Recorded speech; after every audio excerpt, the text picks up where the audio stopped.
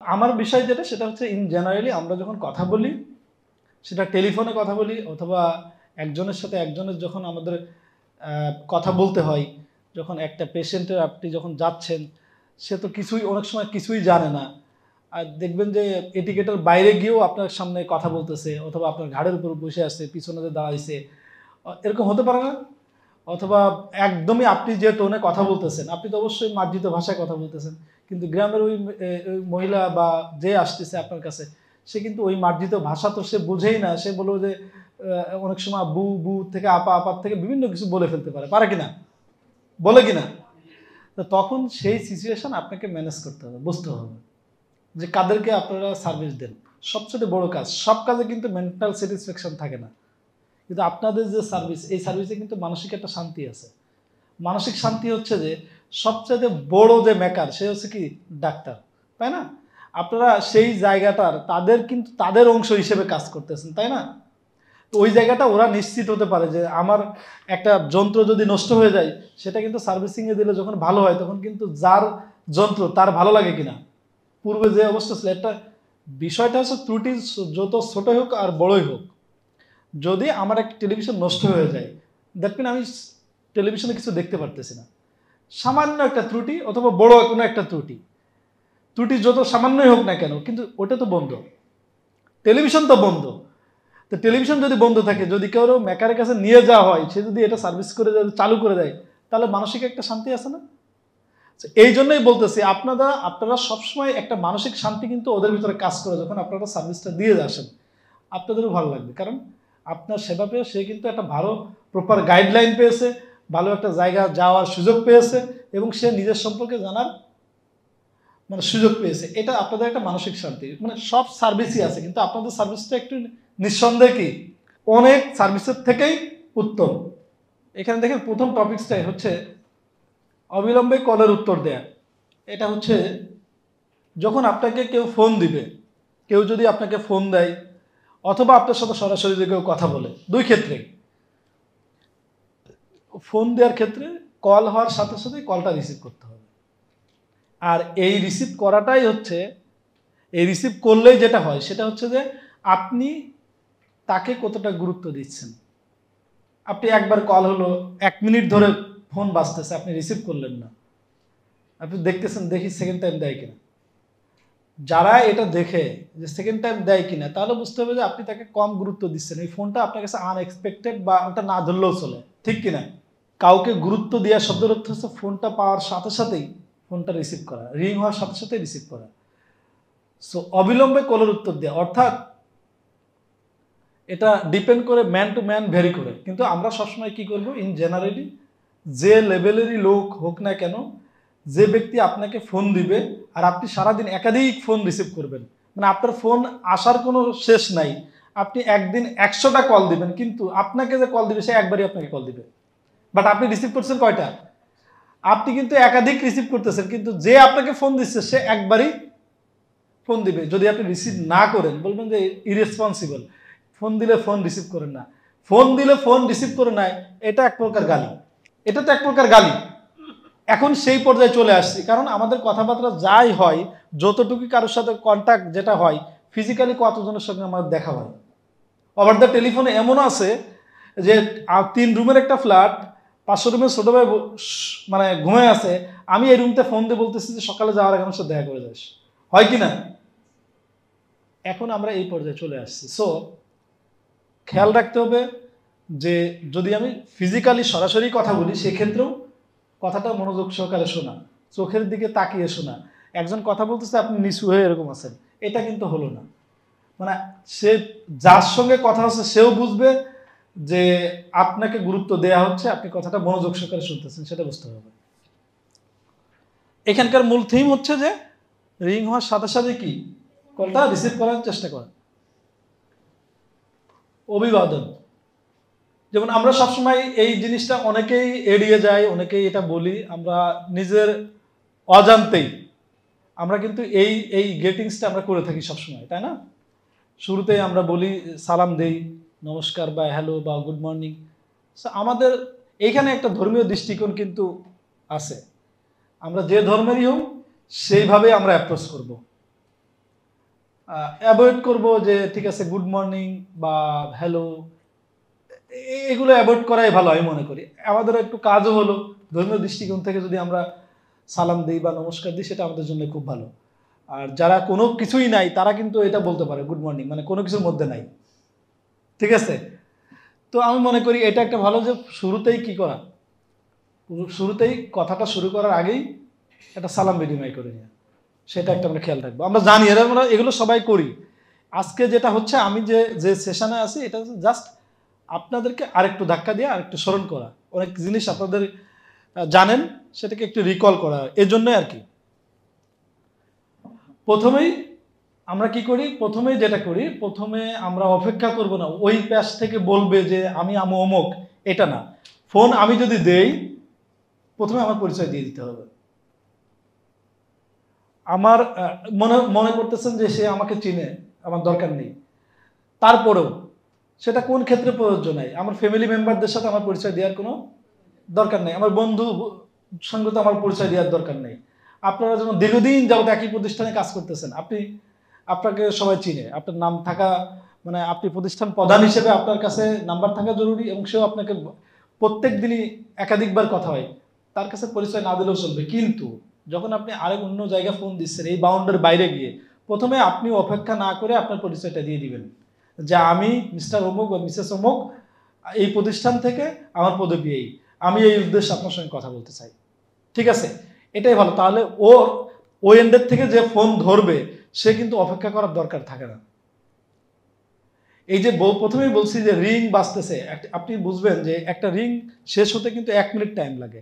কানে 1 minute phone রেখে দিয়ে ওয়েটিং ও অপেক্ষায় থাকা, এটা 1 মিনিটের সময়ের অনেক মূল্য আছে না? আমরাও কিন্তু অনেক সময় দেখা যায় যে অনেকক্ষণ ফোন বাজতেছে, রিংয়ের মাঝখান দিয়ে ফোন কেটে দিই, ধরতেছে না, করি কিনা বলেন তো? তখন কিন্তু আপনার খুব গুরুত্বপূর্ণ সময়, এত সময় লম্বা সময় ধরে রিং দেওয়ার সময় নেই, আছে না এরকম? তো এই বিষয়গুলো আমাদের খেয়াল রাখতে হবে, নিজেই প্রথমেই পরিচয়টা দিয়ে দিতে হবে। মনোযোগ দিয়ে শ্রবণ, অর্থাৎ এটাকে ছবিটা দেখে বোঝা যায়, তাই না, যে মনোযোগ দিয়ে শুনতে হবে। মানে এরকম হতে পারে যে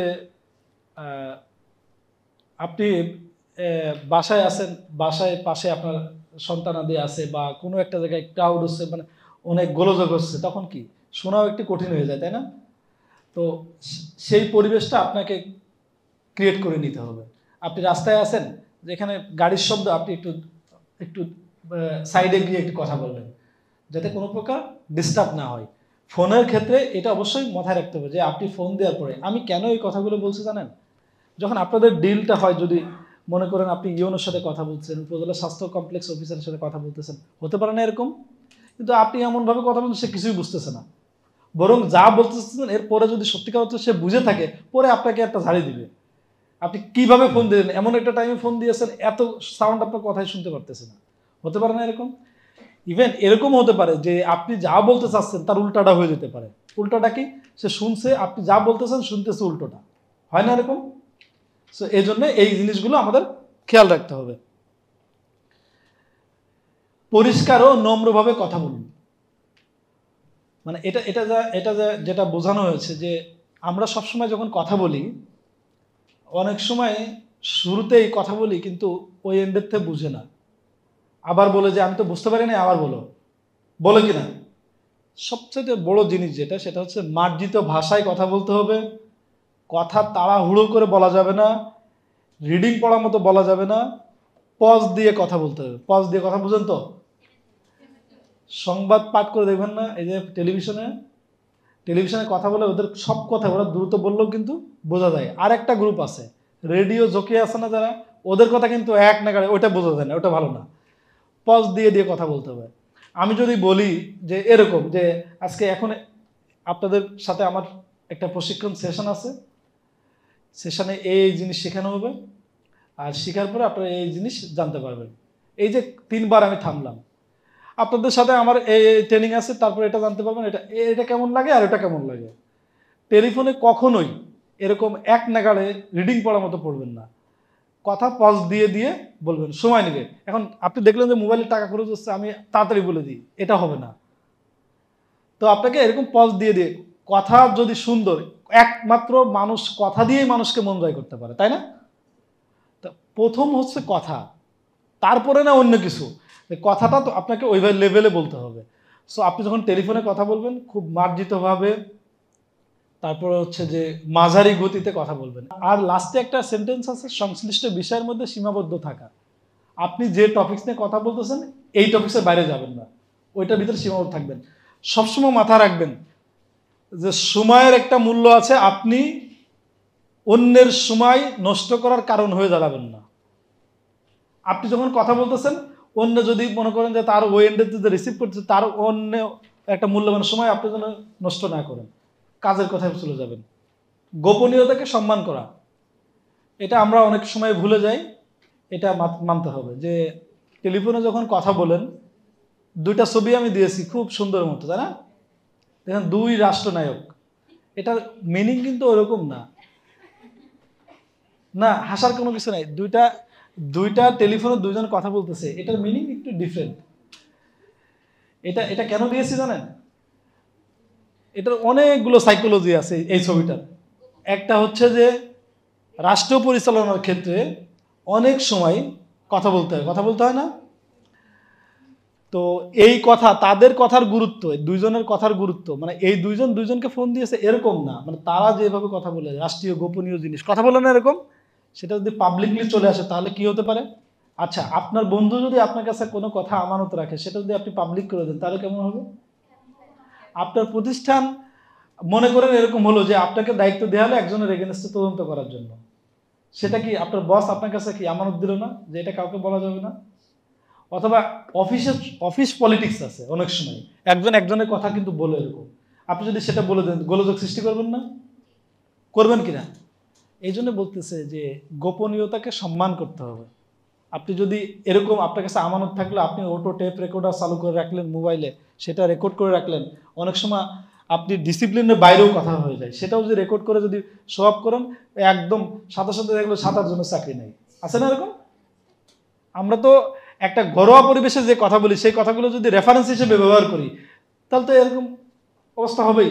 এর জন্য কি হতে পারে? প্রতিষ্ঠানের ক্ষতি হতে পারে, ইভেন আপনাকে আইনের আওতায় কি আপনি পড়ে যেতে পারেন, বিশ্বাসের ক্ষতি হতে পারে। তারপরে হচ্ছে কল ওয়েটিং সার্ভিসটা চালু করে রাখতে হবে, অর্থাৎ আপনি অন্য ফোনে এঙ্গেজ থাকার কারণে আপনার ফোনে কি সংযোগ দিচ্ছে না, এটা আপনার নেগেটিভ একটা ইম্প্যাক্ট পড়তে পারে আপনার উপরে। এজন্য call waiting service always active রাখতে হবে। একটা ফোনের ভিতর জন্য আরেকটা কল ঢুকতে পারে, তাহলে সুবিধা কি, আপনি পর মুহূর্তে আবার তাকে ফোন ব্যাক করতে পারবেন। এইটা চালু রাখতে হবে সবসময়। যে টপিকস নিয়ে বা যেভাবে কথা বলা আছে এটা কিন্তু একাডেমিক ডিসকাশন, এরভাবেই কিন্তু মানুষকে শর্ট টাইমে শর্টভাবে প্রশিক্ষণ দেওয়া হয়। তো এই বিষয়গুলো একটু ধারাবাহিকভাবে বর্ণনা দিয়ে, আপনারা জানেন বিচ্ছিন্নভাবে, আমি একটু ধারাবাহিকভাবে আনার চেষ্টা করছি। পরবর্তীতে ফলো আপ, যে একজন একটা অ্যাসাইনমেন্ট দিল, আপনাকে বলা হলো আপনি এই কাজটা করেন, কাজটা শেষ করার জন্য বসকে রিপোর্ট করা যে ঠিক আছে এভাবে করছি, অথবা করতে গিয়ে এই সমস্যা হয়েছে, বা এই ফলো আপ মেসেজটা তাকে দিতে হবে। তারপরে এখানে লেখা আছে মেসেজ নিয়ে, আপনাকে ফোন দিয়েছে বাট আপনাকে পাওয়া যাচ্ছে না, পাশের লোককে ফোন দিয়েছে, তখন বলছে যে আপনি তাকে বলে দিবেন এই কথাগুলো। এটা তখন আরো বেশি গুরুত্ব বহন করে।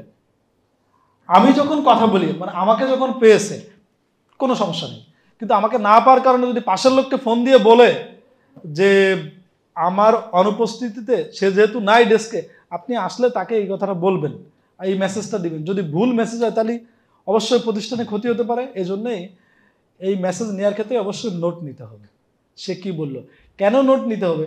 অনেক সময় হতে পারে না যে ডিজিটের বিষয় থাকে, নাম্বারের বিষয় থাকে, জায়গার বিষয় থাকে, মিটিং প্লেসের বিষয় থাকে, সময়ের বিষয় থাকে, তারিখের বিষয় থাকে, আপনার মাথায় নাও থাকতে পারে।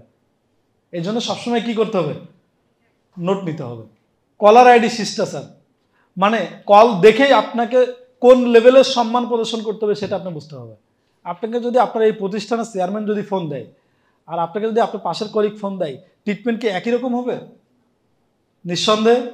তাহলে কলার আইডি দেখে আপনাকে সেভাবেই তার সঙ্গে কথা বলতে হবে। বিভিন্ন পরিস্থিতিতে অভিযোজন যোগ্যতা, অর্থাৎ এই যে কিছুক্ষণ আগে যেটা বললাম, আপনারা যখন ফিল্ডে গেলেন, যাওয়ার পরে যখন আপনাদের বেসিক্যালি দেখা গেল যে ব্লাড কালেকশনে গেলেন, একজন মহিলারা বলছেন যে হাতটা দিতে, সে দিল পা দিয়ে দিল, হয় না এরকম? অথবা বললো আপনি এরকম রাখেন, উনি এরকম রাখছে, হয় কি না? অথবা আপনাকে গালিগালাজও দিতে পারে, কিছুক্ষণ পরে ব্যথা বেশি পাইছেন, মোটামুটি ধুমসে গালিগালাজ দিতে পারে না? এই সকল বিষয়সমূহ যখন ফেস করবেন, আপনাকে কুল ব্রেনে হ্যান্ডেল করতে হবে। ছবিটা দেখছেন, দুজনের সাথে রাগারাগি হয়ে গেছে, কিন্তু সেটা ম্যানেজ করতে হবে, একটা সুন্দর একটা কৌশল অবলম্বন করতে হবে। ওই স্বামী সবচাইতে ভালো যে প্রত্যেক দিন ওয়াইফে বলে I love you, I love you, I love you. বেশিবার যে বলবে সেই সবচাইতে ভালো। যে ছেলে যত বেশি অ্যাক্টিং করতে পারবে তার কাছে সবচেয়ে সেরা স্বামী সে হতে পারবে। মেয়েদের ক্ষেত্রে তাই। অল আর আমরা কিন্তু অ্যাক্টর, অ্যাক্ট্রেস সবাই। কিন্তু দেখেন, আমি এইখানে আসছি কত ভদ্রভাবে আপনাদের সাথে কথা বলতেছি, কিন্তু আমার ছোট ভাইয়ের সাথে কথা বলতে গেলে এত ভদ্রভাবে আমি জীবনও বলি না, আমার ওয়াইফের সাথে গেলেই বলি না। কিন্তু পাশের আবার আরেকজন আসলে তার সাথে খুব সুন্দর করে কথা বলি। আপনার বাসায় নতুন আত্মীয় আসলে সেও কিন্তু আপনার সাথে সুন্দর করে ভদ্র সাজার চেষ্টা করে কিনা? আপনিও অবশ্যই, আপনি যখন আরেক আত্মীয় বাড়ি যাচ্ছেন তখনও কিন্তু আপনি নিজেকে প্রেজেন্ট করতেছেন, যেটা আপনি যা না তার লুকায় রেখে আরেকটা প্রেজেন্ট করতেছেন, করেন কিনা? অল আর অ্যাক্ট্রেস কিনা? আমরা সবাই কিন্তু অভিনয় অভিনেত্রী, সবাই আমরা কিন্তু সিচুয়েশন বুঝে কিন্তু এইটা অ্যাপ্লাই করি কিনা বলেন? এই জন্য আপনাকে ওই জায়গা যদি গ্যাঞ্জামও লাগে, মনে করেন একটা বেঁধে গেছে, তারপর তো আপনাকে ভদ্রভাবে হ্যান্ডেল করতে হবে, অভিনয় করে। টাইম ম্যানেজমেন্ট সবসময় খেয়াল রাখবেন, টাইমের দিকে। আপনি ফোন দিয়েছেন, কথা বলতেছেন, কিন্তু আমি আসার কথা এখানে 3:15, আমি 3:50 আসছি, যাওয়ার কথা 4:05, আমি চলে গেলাম 4:30টায়। টাইমে কিন্তু টাইমের দিকে, মানে ওই সেই ব্যক্তি ফিট যে আছে টাইমের ভিতরে সব কাজ করে। আমি ছোটবেলায় দেখছি, আমি যখন হাই স্কুলে পড়াশোনা করি, এক বড় ভাই ছিল, বললো যে আমি tiffin period 30 minute time 4 packet chanachur খেয়ে ফেলবো। এখন সে বলছে আমি 4 প্যাকেট চানাচুর খেয়ে ফেলবো, টাইমের দিকে নাই। সে কিন্তু 1টা 2টা বাজেছে, 2 ঘন্টা ধরে খাচ্ছে, কিন্তু টাইমের দিকে নাই। টাইমের ভিতরে কাজ করতে হবে। পারফর্মার হিসেবে যদি আপনি ভালো হতে চান, তাহলে টাইমের ভিতরে আপনাকে সেরা পারফর্ম করতে হবে। আপনি আনলিমিটেড টাইম দিয়ে তো পারফর্ম আমার দরকার নাই, ঠিক আছে? Time management. আপনি যখন কথা শুরু করবেন, আমরা যেটা করি, যে ভুলটা সবাই করি, এটা আমি আপনাকে একটু রিকল করি। সেটা হচ্ছে এরকম, যখন আপনি কথা বলবেন, আপনি যে উদ্দেশ্যে কথা বলবেন তার আগে বাড়তি জিনিস আনবেন না। মনে করেন আপনার এখন একটা দরকার, মনে করেন যে আপনার ছুটি দরকার, আপনার লাগবে ছুটি। আপনি অ্যাপ্রোচ করলেন বসকে, আপনার জেডএমকে বা আপনার বসকে আপনি বললেন। আপনি প্রথমে কি বললেন? স্যার, আমার বাসায় এই সমস্যা, যেতে কিন্তু অনেক সময় লাগে, আমার যেতেই হবে। কিন্তু এখনো বলেন না যে আপনি কি চাচ্ছেন তার কাছে। এই কথাগুলো বলে ফেলছেন। বেসিক্যালি আপনার লাগবে ছুটি, আপনি এটা বললেন না। আপনি বললেন যে আমার একটা চাকরির সুপারিশ লাগবে, বললেন স্যার আমার এই সমস্যা, এই সমস্যা, এই সমস্যা। ওই ব্যক্তি যারা বলতেছেন সে কিন্তু ধৈর্য সহকারে বসে আছে, আমার কাছে আসছে কেন? সে জানেই না যে কি কারণে আসছে। 2 মিনিট কথা শেষ করে বললো যে আমার একটা চাকরি লাগবে। এই 2 মিনিট সে ধৈর্য সহকারে বসে আছে, পরে করে বিরক্তি হয়ে কেটে দিতে পারে, আপনার কথা নাও শুনতে পারে। এই জন্য প্রথম কাজ যেটা আমরা সবাই করি, কিন্তু এই কাজ মানে সিম্প্যাথি পাওয়ার জন্য আগে সাইড টক করে নিই, মানে আশেপাশে তো সব নিয়ে আসে, লাস্টে যে বলি যে আমার এই উদ্দেশ্যে আমি ফোন দিয়েছি। এটা কখনোই করবেন না। দেখতে খারাপ লাগলেও প্রথমে বলে দিয়েবেন, পরিচয় দিয়ে যে আমি এই উদ্দেশ্যে ফোন দিয়েছি। তাহলে যে ফোন রিসিভ করে তার জন্য কথা বলতে সুবিধা হয়। এখন আপনি উদ্দেশ্যটা বলার পরে বস ওই কর্নার থেকে আপনাকে বলবে, তাহলে কেন? সে তাকে কিছু বলার সুযোগ দিতে হবে। ফার্স্ট 3 মিনিটে আপনি তাকে বলার সুযোগই দেন না, মানে আপনি বলতেই থাকেন। লাস্টে যখন বলেন যে আমার এই অবজেক্টে ফোন দিয়েছি, তখন সে আরও 2 মিনিট টাইম নেয়। মোট কয় মিনিট হলো? 5 মিনিট। এটা করা যাবে না। প্রথমে আপনার অবজেক্ট বলে নেবেন। বসের যদি ওইটার এগেনস্টে যদি কিছু জানার ইচ্ছা থাকে, উনি জিজ্ঞাসা করলে তারপরে আপনি বলবেন। যেটা আমিও নিজেও করতাম এক্সট্রা টাইমে, কিন্তু বাট এখন করি না। আমি আশা করি আপনারাও করবেন না। প্রথমে অবজেক্টটা বলে দিবেন, আমি এই উদ্দেশ্যে ফোন দিয়েছি। এটাও মানে কথা বলতে বলতে দুজনের মধ্যে হট্টগোল লেগে যেতে পারে, সেটা আপনাকে টেকনিক্যালি হ্যান্ডেল করতে হবে। যে সিচুয়েশন থাকে, যে পরিবেশ থাকে, আপনাকে সেভাবে ম্যানেজ করে নিয়ে কথা বলতে হবে, কিন্তু অবশ্যই পেশাদারিত্বের সাথে। আপনি এই যে কল সেন্টার থেকে ফোন দেয়, কোনো সময় নেই, রকমারির থেকে ফোন দিচ্ছে, চাল ডাল থেকে ফোন দিচ্ছে, স্যার আপনার কিছু লাগবে কিনা, সেবা.xyz থেকে ফোন দিচ্ছে, দেওয়ার পরে বলে যে এই আজকে ডালে এই অফার আছে, মাংসে এই অফার আছে, বলে না? কিন্তু এমন একটা টাইমে ফোন দিচ্ছে যে টাইমে কথা বলার সুযোগ নাই। তার মানে কি তারা আমি কথাটা শোনার আগে ঠাস করে কেটে দিই, সে তো বুঝতেছে যে খারাপ অবস্থার মধ্যে আছে, কিন্তু তারপরে সে কিন্তু 6বার স্যার বলে কিনা, বলে না? মানে সে কিন্তু চাকরি করে, বুঝতে হবে যে পেশাদারিত্বের সাথে হ্যান্ডেল করা। এখন ও যেভাবে বললো আমিও যদি ওরকম করে বলি তাহলে তো আর হলো না। ফলো আপ করা, ফলো আপ বিষয়টা আসছে যে কথা বলতেছেন, কথা বলার আপনাকে কিছু কিছু কাজ দিল, কাজগুলো টাইম টু টাইম কি করা, যে ফলো আপে রাখা, যে কি অবস্থা হলো। এই যে আমরা এই যে একটা জিনিস বলি, আপনাকে অনেক সময় গল্প বলতে বলতে বলি, তারপর বলি না, আমরা কথা বলতে গেলেও আমাদের এই অ্যাপ্রোচগুলো করতে হবে। যেমন আমি বুঝতে পেরেছি, আচ্ছা ঠিক আছে আমি আসবো, বা এই টাইপের কিছু বাক্য সবসময় বলতে হয়। এমন এরূপ বাক্য ব্যবহার করতে হয়, যেমন যদি এরপরে যদি হয় যে কথা শুনতেছেন, কথা শোনার এক পর্যায়ে গিয়ে দেখা গেল যে উনি ফোনের মধ্যেই বলতেছে যে আমার একটা বিশাল অ্যাক্সিডেন্ট হয়েছে, তখন আপনি কি বলবেন? যে আমার বাবা আজকে অসুস্থ হয়ে গিয়েছে, পাশেই আমার এত টাকার আর্থিক ক্ষতি হয়েছে, আমার একটা জিনিসের ক্ষতি হয়ে গেল। তখন আপনি যখন আপনাকে বলতেছে, তখন আপনি কি উত্তরটা দিবেন? তখন কিন্তু কোনো কথা নাই, আপনার সঙ্গে কথার একটা পর্যায়ে গিয়ে এই কথা যখন বলে, তখন আপনি কি বলবেন? তখন সিম্প্যাথিটা দেখাইতে ভেরি স্যাড, এটা খুবই আনএক্সপেক্টেড, এটা রিকভারি হয়ে যাবে, এরকম বলি না আমরা? এই জিনিসগুলো বলতে হবে। তাহলে যার সঙ্গে কথা বলেন সেও মনে করে না, সে আমাকে ফিল করে, সে ফিল করতেছে আমাকে, তখন আরও বেশি কমফর্ট ফিল করে আপনার সঙ্গে কথা বলার জন্য, সে কাছের মনে করে, তাই না? তো এই বিষয়গুলো কিন্তু মাথায় রাখতে হবে আমাদের। এরপরে যেটা আসছে যে স্পষ্ট করে জিজ্ঞাসা করা, প্রশ্ন জিজ্ঞাসা করা, এটা আমরা সবসময় অ্যাভয়েড করে থাকি। যে বস ফোন দিয়েছে, আবার জিজ্ঞাসা করলে মনে করবে যে আমার মনে হয় দুর্বলতা, আমি মনে হয় ভালো পারফর্মার না, আমি ভালো অ্যাক্টিভ না, হয় না এরকম? যার কারণে দেখা যায় যেটা ম্যাক্সিমাম টাইমে এই ভুলটা হয়, আপনারা বেশি ফেস করেন, যে বলছে একটা করছে আরেকটা, হয় না এরকম? আপনি টেলিফোনে ইনস্ট্রাকশন দিয়েছেন এক রকমের, কিন্তু কাজ হয়ে গেছে অন্য রকমের। যে লিসেনার সে কিন্তু মানে করে নাই, ভেরিফাই করে নাই, স্যার এটা ঠিক আছে তো। এই জন্য দুই এন্ডের থেকেই কথা আমাদের 360 ডিগ্রি অ্যাঙ্গেলে কথা বলতে হবে। কেমন? এটা হচ্ছে এরকম যে আমি একটা ইনস্ট্রাকশন দিলাম আপনাকে, দেওয়ার পরে ও শুনছে, যাকে দিলাম সে শুনছে, শোনার পরে আপনার উচিত হবে আবার ওকে জিজ্ঞাসা করা, আমি যা বলছি তুমি আমাকে বলো তো। ও যদি ক্লিয়ার অ্যান্সার দিতে পারে তাহলে বুঝতে পারবেন যে আপনার ডেলিভারি ঠিক আছে। আর যদি মনে করেন যে এদিক সেদিক করে, তাহলে বুঝতে হবে যে আপনার ডেলিভারি ঠিক নাই। তখন হয়ে যাবে হাঁস আর বাস, ওই বিজ্ঞাপনের মতো হয়ে যাবে, যা বলি তার উল্টোটা হয়ে যাবে।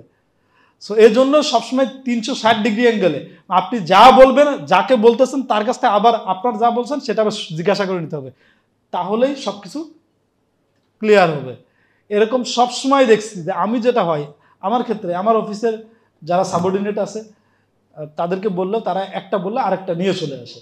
ছোটো বাইরে বলছি ইনস্ট্রাকশন এটা, ও আরেকটা করে চলে আসছে, এরকম আমরা ফেস করি। তো এই বিষয়গুলো আমাদের একটু খেয়াল রাখতে হবে।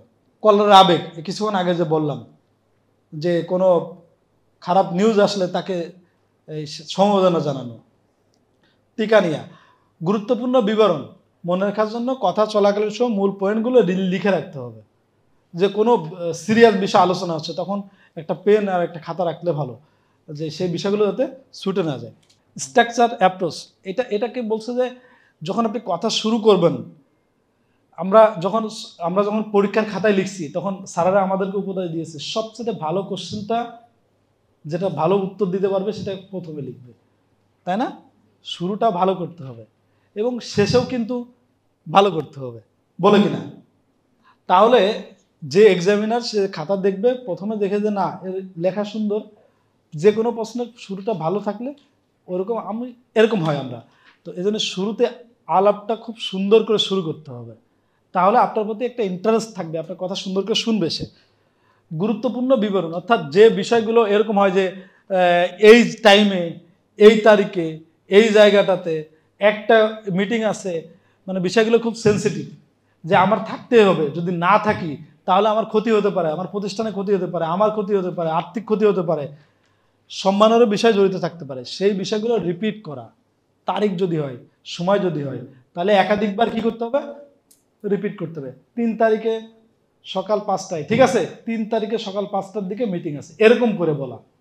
একাধিকবার বললে মানুষের মাথায় কি করে গেঁথে যায়। হুজুররা দেখেন না দোয়া কয়বার পড়তে হয়, আল্লাহ তাআলা কোনো জিনিস একবার বলে নাই, কয় সব 3 বার। খেয়াল করছেন, সব 3 বার। আপনি যাই বলবেন, দোয়া কালাম পড়বেন, একবার কিন্তু বলে না, কয় 100 বার পড়ো, আলহামদুলিল্লাহ 100 বার, সুবহানাল্লাহ 100 বার, মাথার ভিতর গেঁথে যাওয়ার জন্য। নামাজের ক্ষেত্রে দেখবেন সব 3 বার।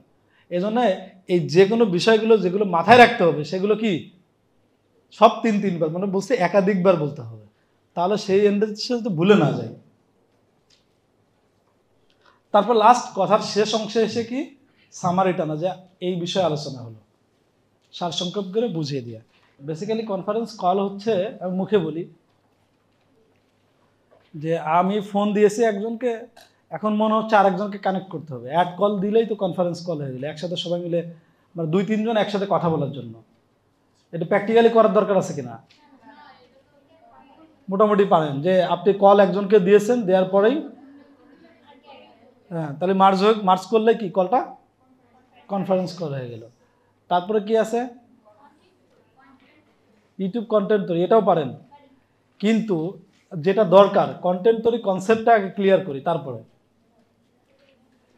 কেন করবেন আর ইউটিউব কন্টেন্ট কেন দরকার, তাই না? আসলে এখন দেখেন যে টেলিভিশন কয়জন দেখেন বলুন তো? টেলিভিশন কেউ দেখে না। টেলিভিশনে নিউজ দেখার প্রয়োজন হলো কিন্তু সবাই কি ইউটিউব। এখন কিন্তু ডিসকানেক্ট করে দিয়ে সব ইন্টারনেট লাইন নিয়ে ফেলতেছে। নিজে দেখছি, আমার গ্রামে একই অবস্থা হয়েছে। আমি সবসময় আমার গ্রাম দিয়ে চিন্তা করি, কারণ গ্রামে দেখি যা হয় আসলে ওয়ার্ল্ড ওয়াইড তাই হয়। কারণ গ্রামে দেখলাম যে লোকে 500 টাকা দিয়ে ইন্টারনেট নিয়ে ফেলছে, ডিসলাইন সব ডিসকানেক্ট করে দিয়েছে। তো ওই জায়গাটা চলে গিয়েছি আমরা। ইউটিউব কন্টেন্ট কেন বলছি এটা, আমরা কোন জায়গায় আছি সেটা কিন্তু বুঝতে হবে, আমরা কোথায় যাচ্ছি। কয়েকটা উদাহরণ দিলে বুঝতে পারবেন যে আমরা যদি সময়ের সাথে নিজেকে অ্যাডাপ্ট না করতে পারি তাহলে আমাদের অবস্থান কোথায় যাবে। এই যে আজকে যে জায়গাটাতে আপনারা কাজ করতেছেন, ইন ফিউচারে এই জায়গাটাতে কাজ করতে পারবেন কিনা সেটা নিয়ে অনেক সন্দিহান আছে। আজকে যে জায়গাটাতে আছি, আপনাদের যে এজ, আমার এজের সমবয়সী আপনারা দেখেন, আমরা কিন্তু একটা টার্নিং পয়েন্টে, ট্রানজিশন পিরিয়ডে আমরা আছি। আমরা কিন্তু ডাকও দেখছি, আবার কি মোবাইলও দেখছি, তাই না? আমরা অনেকেই কম্পিউটার চালাতে পারি, অনেকেই পারি না, আবার অনেকেই আছে শুধু চালাইতে পারি না, সবচেয়ে লেটেস্ট কম্পিউটার ব্যবহার করি, ওয়ার্ল্ডের সবচেয়ে সেরা টেকনোলজি যেটা ইন্ট্রোডিউস করে সেটাই কিনে ফেলি, কিনে আমরা ব্যবহার করতেছি, কারণ সময়ের সাথে সাথে কি আমরাও জাম্প করতেছি। তো এখন দেখেন পৃথিবীতে যেটা আসছে, এআই টেকনোলজি হওয়ার কারণে সব রোগের পেশেন্টদের ডেটা কিন্তু নেওয়া শুরু করছে। এরকম কোটি কোটি ডেটা নিচ্ছে, নেওয়ার পরে যখন দেখবেন, আপনি যখন এই আপনার সমস্যা নিয়ে অনলাইনে সার্চ দিবেন, সাথে সাথে ওই ডেটার থেকে বের করে এটা প্রবলেম হলে কোন রোগ হতে পারে অলরেডি আপনাকে একটা সাজেশন দিয়ে দিবে। যেমন দেখেন মানুষের ব্রেন, ইলন মাস্কের নাম শুনছেন? মানুষের ব্রেনের সাথে চিপস লাগাই দিয়েছে, নিউরো লিঙ্ক বলে এটাকে, নিউরো লিঙ্ক লাগাই দিয়েছে। পড়াশোনা করা লাগবে না আপনার। এখন গ্র্যাজুয়েশন শেষ করতে কত বছর লাগে? 24-25 বছর। তখন আপনি 14 বছরে গ্র্যাজুয়েশন শেষ করবেন। কি করে সম্ভব? মোবাইলের সিম কার্ড, মেমোরি কার্ড বাইরেতে এনে গান টান ভরে মোবাইলে চালাই দিলে হয়ে যায় না? হয় কি না? আপনার ব্রেনে ওরকম চিপস লাগাই দিবে, অটোমেটিক আপনার ব্রেনে সব লোড হয়ে যাবে। ইউটিউব কন্টেন্টের কথা কেন বলছি আমি? ইউটিউব কন্টেন্টের এইটা বলছি যে আপনার আয়ের সোর্স বাড়াইতে হবে। মানুষ একটা টাইমে চিন্তা করতো যে আমি আসলে আমার দিন আনি দিন খাই, আমি কি করে চলবো সেই চিন্তা করতো। মানুষ এখন যে পর্যায়ে গেছে কোয়ালিটি লাইফ চাই। আগে ছিল হাত পাখা ছিল না, পরে কি আসলো? ফ্যান। এখন মনে হচ্ছে যে না, ফ্যানও ভালো লাগে না, এখন একটা এসি দরকার, ঠিক কিনা? তো এসি একটা কিনলাম এক রুমের জন্য, এসি এক রুমের জন্য হবে না, একটা সেন্ট্রাল এসি দরকার, মানে সব রুমে ওয়াশরুম সহ সব জায়গায় এসি থাকবে। চেঞ্জ হচ্ছে না? রুচির চেঞ্জ হচ্ছে না? তো রুচির যদি চেঞ্জ হয় তাহলে আপনাকে চেঞ্জ করতে হবে না? আপনি চেঞ্জ না হলে তো রুচি চেঞ্জ হবে না। কিন্তু গ্লোবাল ডিমান্ড, আপনার ডিমান্ড আপনাকে পরিবর্তন হতে হবে। এজন্য নিজেকেও কি পরিবর্তন করতে হবে।